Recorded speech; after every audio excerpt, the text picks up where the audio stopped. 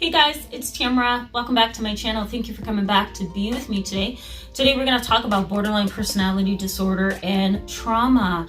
I think this is an important topic because a lot of people have a hard time seeing the connection between borderline personality disorder or borderline personality traits and trauma. So we're going to target that in today's topic. So thank you so much for those who are subscribed and have come back to my channel. Thank you. And for those who are new, I encourage you to hit the subscribe button so you can stick around with us. The benefits for you in today's video is that I'm going to talk about 5 things that typically influences individuals in a fashion that leads them down the road to borderline personality disorder. So let's just go ahead and jump in, all right? On this channel, everything that I talk about has a foundation of trauma and some kind of hint of family chaos, okay? One day I went through all of my videos. I'm like, oh my God, this whole channel is like not only full of trauma, but it's also full of information that's connected to toxic families and parents and siblings and spouses. And so I decided to do a video on my own and at the request of a subscriber that talks about borderline personality disorder and trauma. And let me just focus on the question of the individual who asked me about BPD and trauma. So here we go. So she says, hi Tamara, thank you so much for this wonderful channel. I really do enjoy watching all of your videos. Thank you so much, Samantha. I appreciate that. She says, I have a sister who was diagnosed with borderline personality disorder, and I was diagnosed with dissociative identity disorder. We just talked about that, guys. She says, my sister tends to have a more severe history of trauma. As a result, I'm sorry, I'm just trying to keep up with where I am. As a result of severe trauma that we have dealt with in our childhood, she says, my dad was extraordinarily abusive and would never let us go places that we wanted to go. He would also track us with our GPS, not only in our car, but on our cell phones. Our mother was annoyed with this behavior, but then later ended up harassing us, stalking us, and creating a long history of trauma. As a result, my sister was diagnosed with borderline personality disorder. I have no idea how she could be diagnosed with borderline personality disorder, and I'm diagnosed with dissociative identity disorder. I don't know what to do about this situation because I don't understand the connection between BPD and trauma. Could you please talk about that today? Yes, absolutely, Samantha. Thank you so much for this question. And I actually got this question about 3 weeks ago, so apologies for the delay, but I think it's a very important topic, and I think it's important to understand from a therapeutic and clinical perspective. So let me just explain what BPD is, okay? So borderline personality disorder is a clinical diagnosis. It's a personality disorder, meaning that it's long, it's chronic, it's pervasive. You're not going to be able to medicate it away. You're not going to be able to counsel it away. Really, it's a diagnosis that has a lot to do with childhood, and it has a lot to do with the dynamics within a family. It's really possible for somebody within the family structure that's chaotic and traumatic to develop symptoms of borderline personality disorder. And so let's look at this for a second. So let's say we have a child who's perfectly normal. Everything is going well. They've met all their milestones. You know, they're healthy. Their pediatrician says that everything is going smoothly, right? So they're growing up in an environment where there's a lot of parent-child conflict, maybe with older kids. There's a lot of husband-wife challenges and difficulties as well.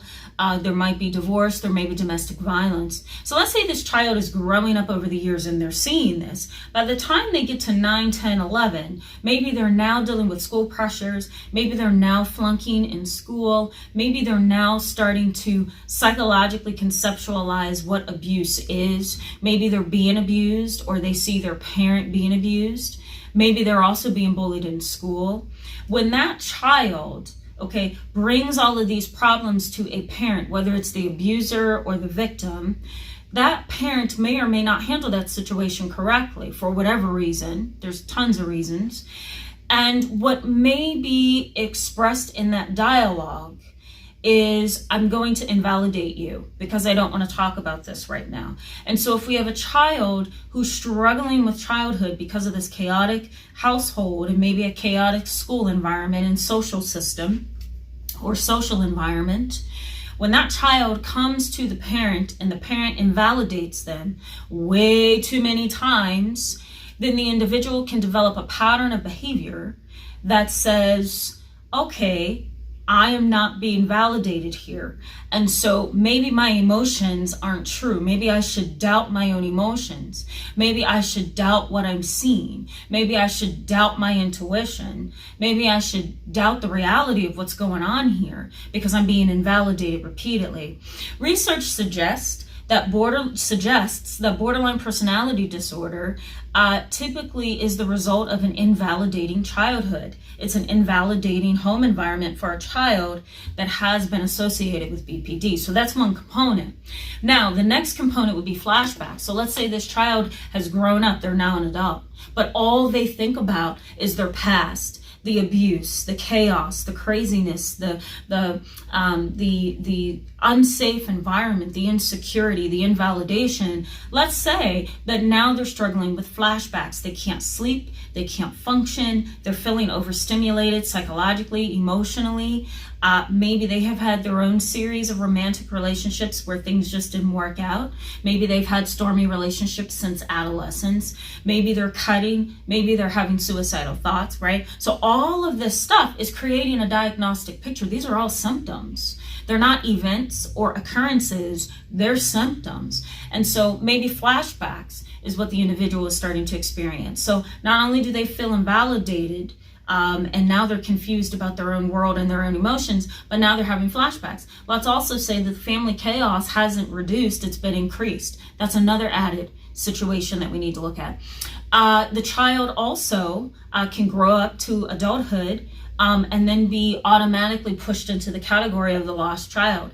The chaotic family dynamic can push that child, for lack of a better word, into a family role that's unhealthy. That family role could be the lost child. And the lost child family role, I'm going to post a video up here where I talked about these roles, but the lost child role could be, go over there, Susie, and sit down until mom and dad are done arguing, or go to your room because I'm not going to listen to this right now, right? So the lost child becomes the quiet one, the isolated one, the one who internalizes things, the introverted one, becomes the child who has a really hard time functioning, has no identity, doesn't know what they want to do, right?